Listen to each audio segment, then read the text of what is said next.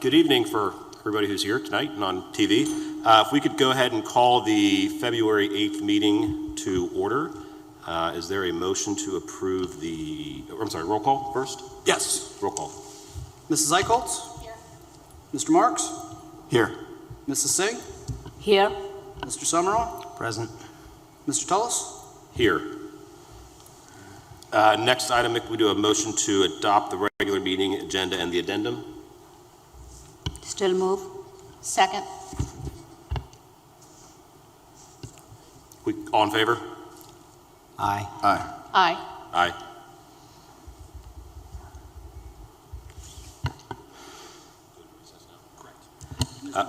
And at this point, have there no executive session tonight, we will stand in recess until 7 o'clock. Is there any way they can turn those lights down?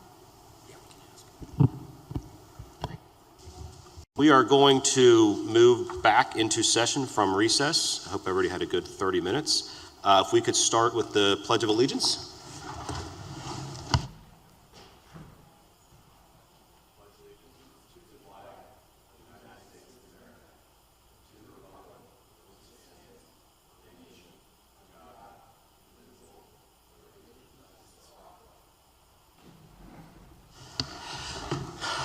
Thank you, everyone. And with that, if we could start with Mr. Konecki with the recognition, correspondence, and announcements. Good evening, everyone. Thank you. A couple of great celebrations tonight. First of all, congratulations to our mock trial team at IHHS for winning the 2022 Buckeye Bash Championship. Tournament was hosted by Ohio State University the weekend of January 8th and 9th. Our IHS students earned individual awards. Tacey Hutton was one of 2 Outstanding Attorney Award winners. Paige Falter and Anita Overton also won Outstanding Witness Awards.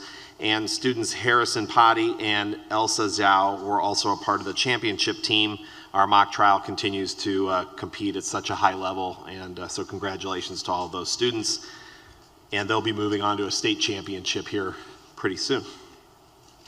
Next up, Indian Hill School District wants to congratulate our IHES 5th grade class. Out of 123 teams, our 5th grade Braves placed in the rankings numbers 1 through 11 in the stock market game this year.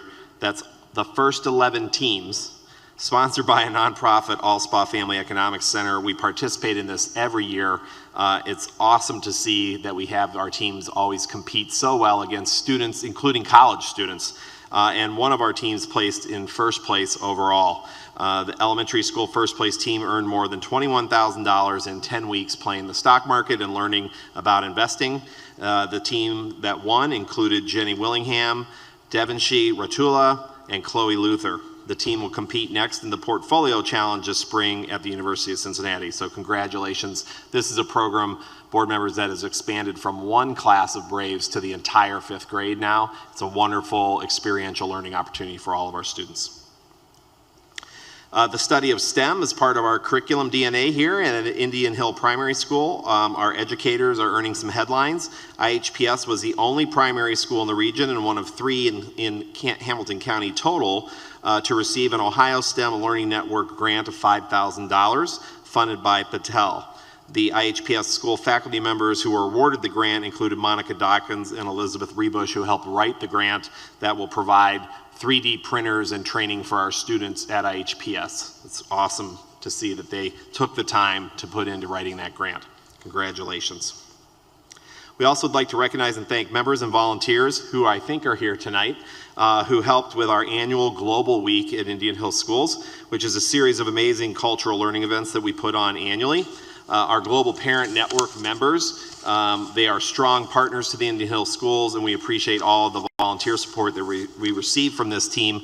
I invited the Global Parent Network members to come tonight. I think there are some here. If there are any officers or leaders from the Global Network who would like to come down to the podium and say a few words, we would love to have you come down. And while we're doing that, let's just give the entire Global Parent Network a round of applause. So much goes into planning an entire week of activities at every building and impacting and influencing all of our students, and it's really exciting. Hi, Biren. Hi. All right. Thank you for joining us. Okay. First, I would like to thank all of our board members to give us this opportunity to be here and to recognize the very hard work our parents put in pretty much every day. We meet monthly, but we think about it and talk about it almost daily through emails, texts, whatever. So I am not going to take up too much time, but I can talk about our amazing parents for hours. All of our parents are doing it just to teach our students, all of our students, to accept different cultures that are different from ours. And we understand that once our students learn how to accept the different cultures that are different from us, that will change a lot in the future. And bringing diversity, that's our goal. And we want to replace the word weird with the word different. That's our goal.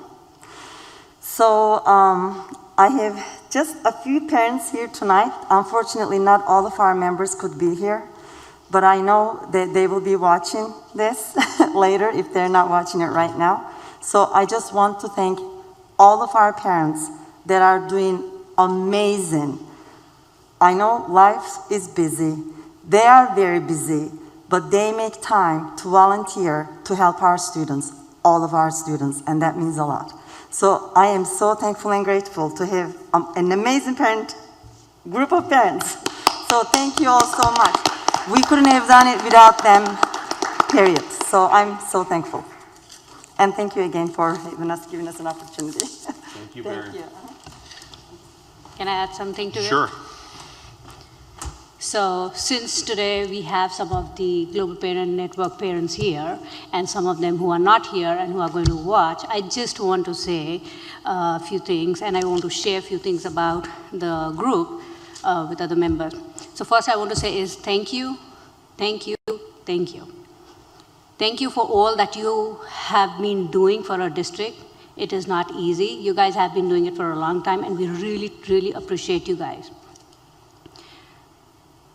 Thank you to all who are here today and to all the others who had been helping bringing the world to our students in Indian Hill every year. Thank you for sharing and educating our Braves about the culture during Indian Hill Global Cultural Celebration and throughout the year in the classroom when we needed you. The fair that alternate between the primary, elementary, and middle school, it may look very similar in the pictures, but it takes a lot of effort to update that information every year, and that information is updated based on what our teachers are teaching in the classroom. So the amount of time you guys put in every year to update those charts and to update your tables based on the age group, it's immense, and we really appreciate that. Thank you to all our current parents and our alumni parents whose kids have already graduated, but they are still here helping organize the Global Fair and high school food tasting, which is something new that started 3 years back and which kids have absolutely loved it. So high school food tasting for all our high school Braves by cooking their authentic recipes so our Braves can experience how food differ from country to country. It is not easy to cook 800 dumplings or 700 cup of mango lassi or 100 enchiladas or cook fresh kebabs on site, but you all do it with such an ease on your face, which is just amazing to see. So once again, I just want to say thank you to all our parents, our teachers, our administrators, and our community members who help our students to be more globally ready by providing such unique experiences. We all truly appreciate your time, energy, and effort. And in my opinion, this is Indian Hill Promise. So thank you again, guys, for coming, talking to us, and sharing your experiences with all our students. It really means a lot. Thank you. I'd just like to also add and reinforce, we'd like to thank Monica Gibson, one of our educators who spends a lot of time with not only the Global Parent Network, but we serve families from over 40 countries, and Monica is a chief point of contact for those families to help them to understand what it means to be a Brave, to navigate the school system, to understand supports in the community, and is constantly working to provide resources to those families. So we really appreciate Monica, and we really appreciate all of our global parents, and thank you so much for putting on not just a great week, but all the things you do monthly for the school district. Next up, we're going to switch gears for a minute for a short operations update from Mr. Nichols. It will be brief, Mr. Konecki. Thank you. If you've been outside, you may have noticed that you're starting to see some action on the site again for the middle school, and they've been removing the concrete pad. They've been doing a great job. We're trying to be great neighbors and not making a mess of the village when we come in and out, so they've been very careful to take care of that. We don't appreciate the snow and ice, though. It's not helping, but they're still moving forward, so you should see that out of there in the next couple of weeks. And they'll be backfilling. We had some basements, things like that. So the backfilling with dirt, and then we'll start to move towards grading the site and getting ready for the spring, where you'll start to see the building come up out of the ground. So we're excited about that. We, just as some thank yous, we did have quite a winter storm here. And in fact, even a week ago before that, we had a storm that I think the meteorologist said it overperformed. And so it overperformed at about 3:30 in the afternoon when we were taking kids home. But let me start with our maintenance team.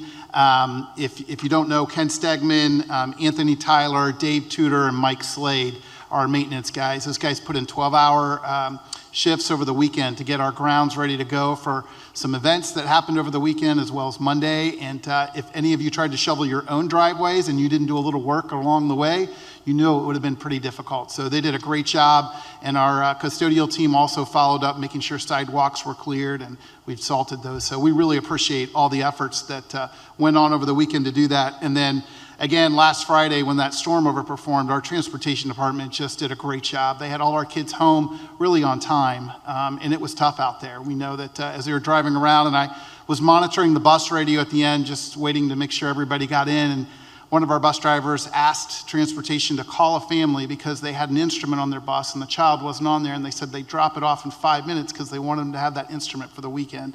And just, to me, that's a great example of the dedication of our transportation department and the great job they do taking care of our kids every day to and from school. So just wanted to say thank you to them and our whole really maintenance facilities group out there. So they did a great job. And that's all we got. Thank you. Thank you, Jim. And I would just add, our Director of Transportation, Diane Spurlock, is one of the probably 3 or 4 people who are up at 4 a.m. on those mornings driving our routes to ensure that our roads are safe for our bus drivers, and does an amazing job of giving us great feedback and helping to make some important decisions with the weather and take care of her staff and our buses over time. Diane does a great job, and of course every winter in January, I'm sure she loves her job even more, but she does a great job. So we really, truly appreciate that. Okay, we're going to talk just briefly tonight about the IH Promise Strategic Plan. Eric, if you could help me, please, just to transition to this slide. We will be rolling out the actual documents of our strategic plan beginning this month, next week, with faculty and staff, and then publicly you will start to see the State of the Schools message coming in the mail to parents. I don't know if Mr. Samini is there. Okay. One of the initiatives that we are working on as a district, of course, has to do with our targeted and streamlined communications, and then also making sure that we are listening and engaging with the public in new and different ways. Last month we talked about some new committee meetings, so I just wanted to share this information briefly this evening. We will be launching our new committee meetings next month. This will be posted on the website. There will be some email invites, and for anybody who's interested in either the Diversity, Equity, and Inclusion Committee or the District STEM Advisory Committee or the Safety, Health, and Wellness Committee, those will be launching here in early March. The Diversity, Equity, Inclusion is the first meeting on March 2nd, and then we have a couple lined up for later in the month. So wanted to make sure everybody was aware, and we are excited to launch those new engagement phases with the community next month.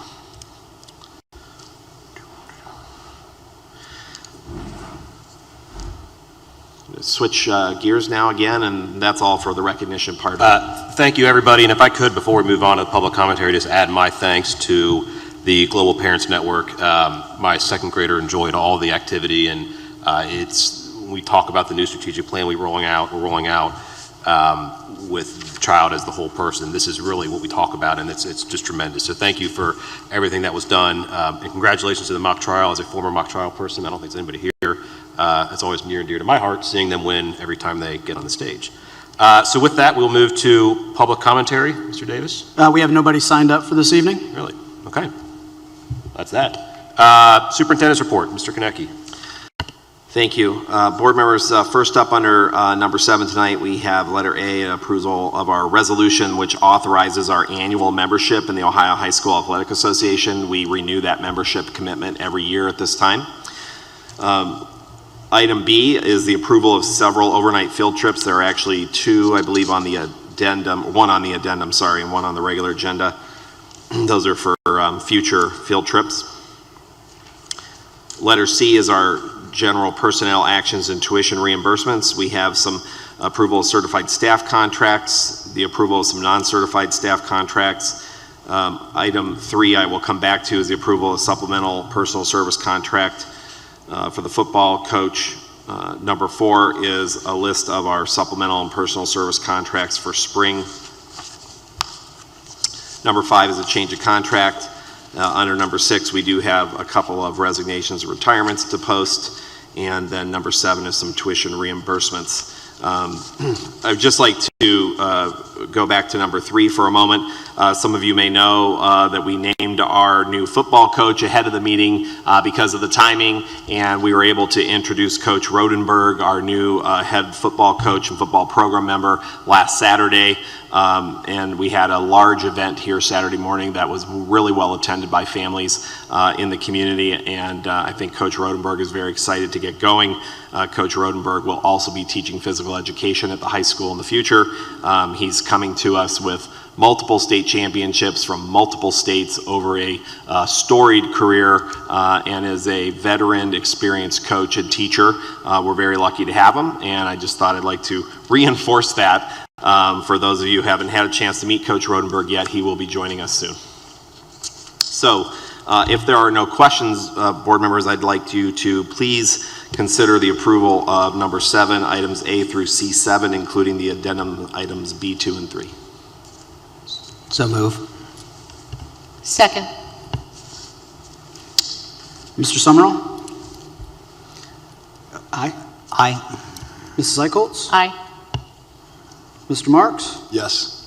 Mrs. Singh? Yes. Mr. Tullis? Yes. Thank you. Thank you, Mr. Konecki. Mr. Davis, you're up.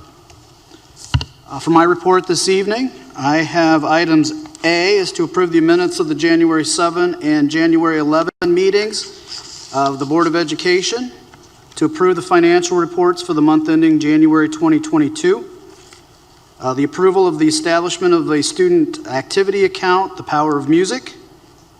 Item D is to approve construction contracts. We have several. There are 2 on the regular agenda for Suzy Q Logistics, hot water pumps pre-purchase, $13,865. And for Skanska USA Building Incorporated, a construction guaranteed maximum price, GMP 3, for the middle school early site package, $4,537,301.86. On item D on the addendum, Validated Custom Solutions, Ohio, semi-custom air handling units pre-purchase, $1,732,485 even.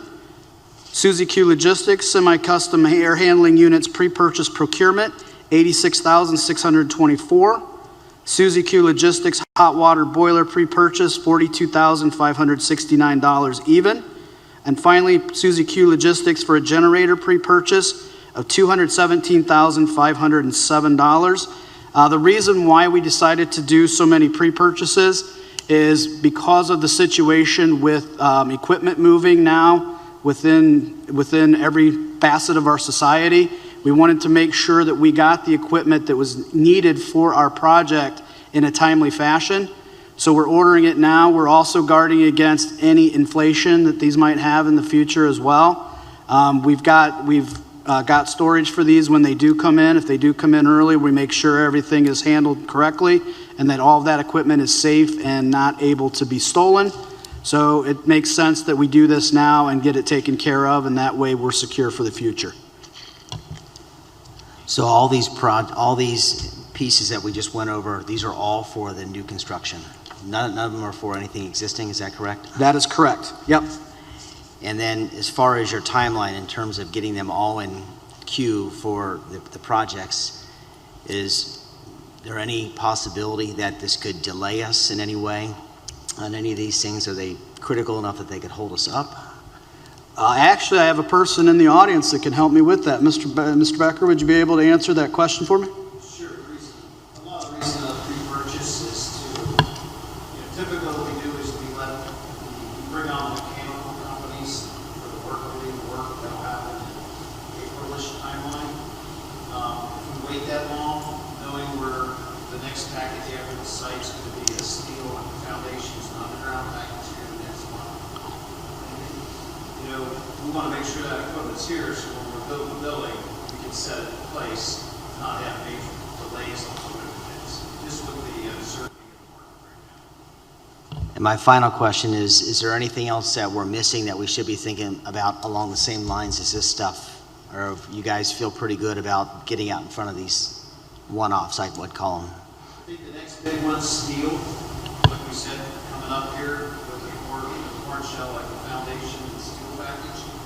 Obviously, the reasons we picked a lot of the structure, we're trying to eliminate the joist and deck. We do have that stuff. We're working through that with our steel packages that we'll be bidding here, I think next Tuesday. And then that's the only big concern. Obviously, roofing. When we get into that, we got to start figuring out where that's at. But we think our timeline right now is okay with the stuff we're going to see. And I will say Moats Engineering is working with MSA on the design of all of these things, and Moats Engineering has been a partner of the district for over a decade, I believe, is the timeline they've been here.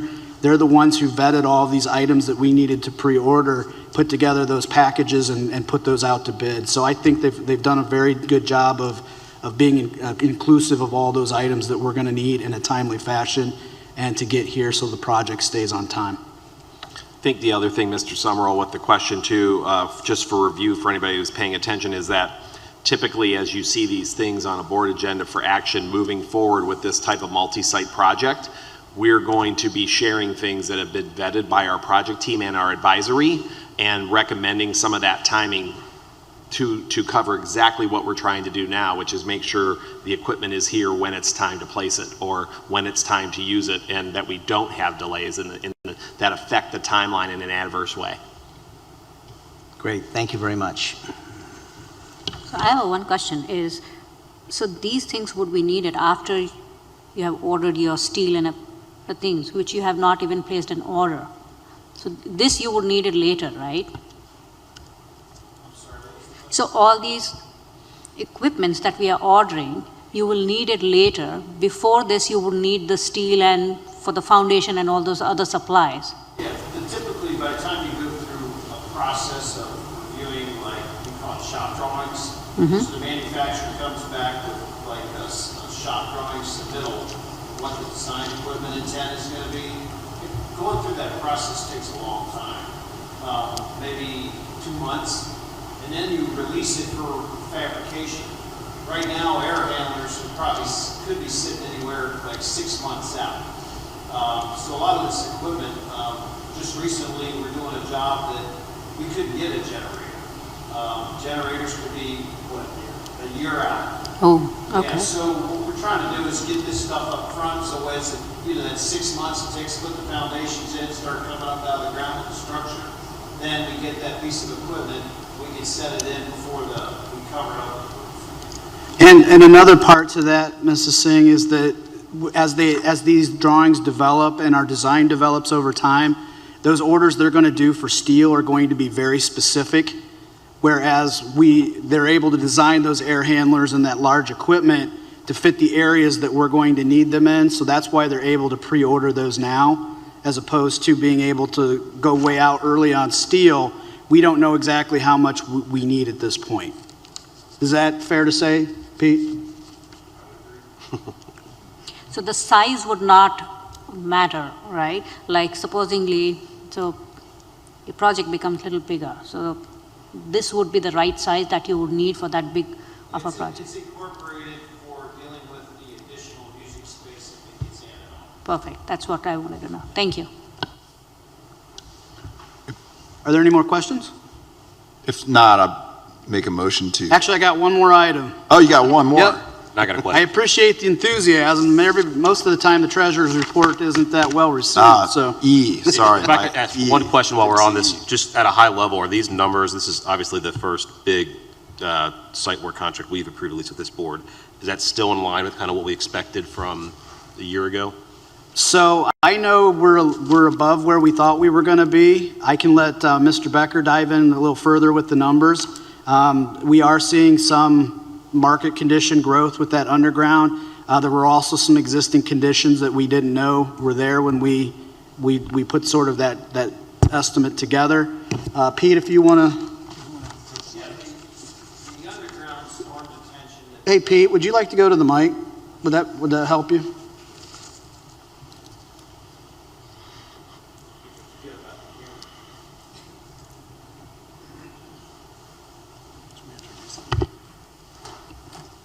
Just again, we want to introduce Pete Becker from Skanska Construction. This is weird for me, so sorry.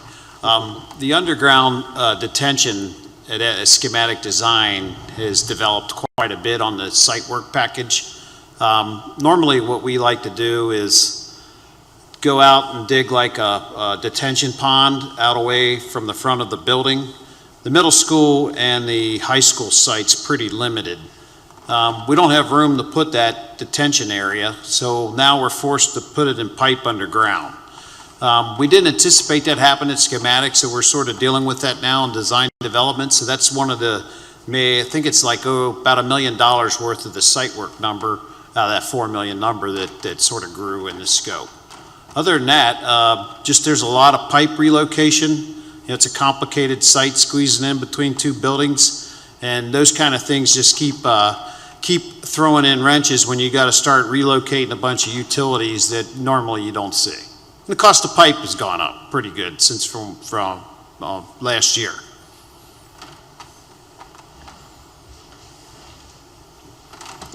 Are there any further questions for Mr. Becker? Thank you. Thank you, Pete. Thanks. My final item of the evening is item E, to approve the following contract for the 2021-2022 school year. This is for Claremont County ESC services at CEC South, an annualized cost of $37,327, will be billed at a daily rate of $217.01 for each day of the students enrolled. This is for one student as per their IEP. Are there any questions for my report? If not, I would ask that we approve items A through E. So I would make a motion to approve items 8A, B, C, D, and then I think it's 7 over here on the addendum. So, but I think it's supposed to be 8, 7, D, and E. Oh, I'm sorry, it should be item BI8. Yep. BIII. I make a motion to Sorry. approve A through D and then D and E. Second. Mr. Marks? Yes. Mrs. Eichholz? Aye. Mrs. Singh? Yes. Mr. Summerall? Aye. Mr. Tullis? Yes. Thank you. And with that, we'll move on to other business, COVID operations update. Thank you. Board members, we're just going to run through again a couple of slides. This is a little more efficient than what you've seen in the past. We're kind of evolving this as some of the language and the orders from the state of Ohio have evolved. Just in general, again, we want to remind everybody our priority is in-school learning. I think it's safe to say that the Omicron case surge is trending downward now. There are still concerns, obviously, in the county and the region and the state about hospitalizations and those numbers and case numbers overall still considered contiguous spread. However, we're starting to see some relief in the area and especially in schools. We're going to continue to monitor everything that's going on locally, regionally, at the state and national level. We're going to continue to take weekly input from health officials and government officials to make informed decisions. We're going to continue, obviously, prioritizing in-person learning and keeping our typical annual schedule of calendar activities up and running. That includes field trips. There will be many back this spring that were not able to happen in the past, and we are very excited about that, and I know our students are. A couple of things. We had issued a short-term mask mandate on January 11th that tracked for 3 weeks and expired on January 28th. There are people who have been watching very closely our data dashboard, and I just wanted to remind people about where we're getting our resource information from weekly. And as we're comparing what's going on our campus to what's going on locally, we're always looking to see what's going on with our partners at Tri-Health. We're always looking to see what's going on with the Hamilton County Health, Public Health Agency, and we report cases to them. So Hamilton County Health's COVID tracker is a great tool, and anybody can use that every week to monitor not only cases, but vaccinations local to zip codes and age demographics in the area. We're continuing to watch federal transportation orders. We should get some news on that very soon about the March federal transportation order, which is again a mask mandate on all buses and transportation. That's still in effect in our district. And then of course we're looking daily at some other detail as we move along. We have not surveyed again since January, just so that everybody knows, but this is where our faculty vaccine rates stood in January, and then our grade breakdowns 1 through 7 and 8 through 12. We're continuing to make progress. If you check on the Ohio COVID tracker page and you check the Hamilton County Health page, you will start to see a large number of young children age 5 through 18 continue to get their boosters and become fully vaccinated. So we're very happy about that overall, and many of you may have seen in the news recently that there are approvals coming for 5 and under, and those things will be handled locally through pediatricians' offices with individual families by choice. Some caseload data, and again, I think this tracks along with what you saw with our short-term mask mandate. You can see the totals there at the bottom, and if you move horizontally, you'll see the Omicron surge that impacted our cases here on campus. And though we had masks on, we still had a lot to deal with, especially with student cases. And then, of course, as everybody knows, our staffing numbers became very strained during this time. But I have to say, to the credit of our staff members, our families, our substitutes, our sub-aides, our substitute bus drivers, we were able to stay in school 5 days a week. And I think that is a celebration for this school district and for everybody involved. It's not a fun thing to go through. We truly appreciate the cooperation of our families and to be able to try to mitigate that surge as much as we could. So I'm so grateful to our families and our staff, and we got through it, and things are getting better. Finally, just some general data about federal COVID vaccination rates, where they're going. They continue to trend up. The federal benchmark, again, set last spring was 70%. When you start to look at the people in our country 18 and over fully vaccinated or who have 1 dose, we're getting there. And that trend has really, really grown since November again. So for whatever reasons, we're starting to see a large growth. And then booster doses 18 and over are starting to grow again since December. Our vaccination rate locally, 64.2% for those 12 and over in Ohio, and 60% and over now in Hamilton County. And those links there are, again, those are the sites and the resources that I'm using weekly to track all of our cases. Finally, just want to remind everybody, for families who are in need, we have resources that are available. If you talk to a school counselor, a school psychologist, an assistant principal or principal, or a nurse, we can direct you to other resources. We know that we've had people who have asked some questions about social, emotional, or mental health resources, and we have plenty of partners that we work with in the community and want to continue to help families to connect with them if need be. Questions or comments, board members? Yeah, I'd like to make a comment, I guess, really thanking 3 groups of people. First, if you think about around just the greater Cincinnati community, we had a lot of schools that did have to move to a virtual format over the surge of Omicron. And so, one, I'd like to thank our administrators and central office. I know I called one time to talk to Mr. Nichols, and he was over at the primary school filling in and doing things. I know that he wasn't the only person, so just very appreciative of that. Secondly, to our staff that fought through and did what they could to make sure they were there to keep our schools open. I think everyone in the community can agree that that is an essential part, having the opportunity for our kids to be in school in person.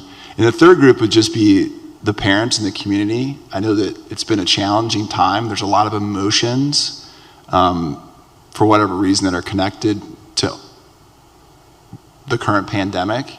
And I think that